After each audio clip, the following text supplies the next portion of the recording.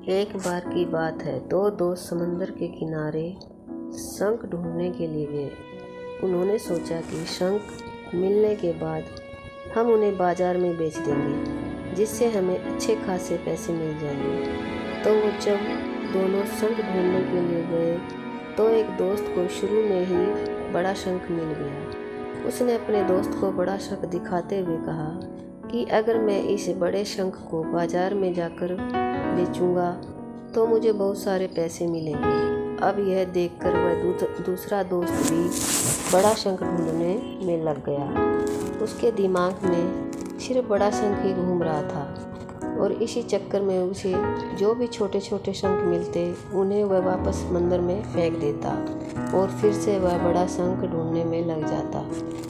अब जो पहले वाला दोस्त था जिसे बड़ा शंख मिला था वह और भी शंख ढूंढने लगा और उसे बहुत सारे छोटे छोटे शंख भी मिल गए, जिन्हें वह जमा करता गया। सुबह से शाम हो जाती है लेकिन उस दूसरे दोस्त को बड़ा शंख नहीं मिलता।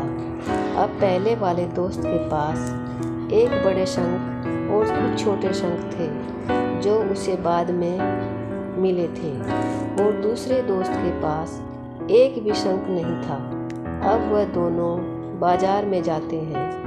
पहले दोस्त को बड़े शंख के 2000 रुपये मिलते हैं जो उसने बाद में छोटे छोटे शंख जमा किए थे, उसके उसे 5000 रुपये मिलते हैं। दूसरा दोस्त यह देखकर बहुत ही हैरान हो जाता है कि उसके दोस्त को बड़े शंख के कम और छोटे शंख के ज़्यादा रुपये मिले और वह बेवकूफ़ बड़े शंख के चक्कर में जो भी छोटे छोटे शंख मिल रहे थे वो उनको भी फेंकता चला गया। अगर वह बड़े शंख के चक्कर में ना आकर छोटे शंख ही जमा कर लेता तो उसे भी बहुत अच्छे रुपये मिल जाते, लेकिन उसे छोटी शंख को समुद्र में फेंक दिया।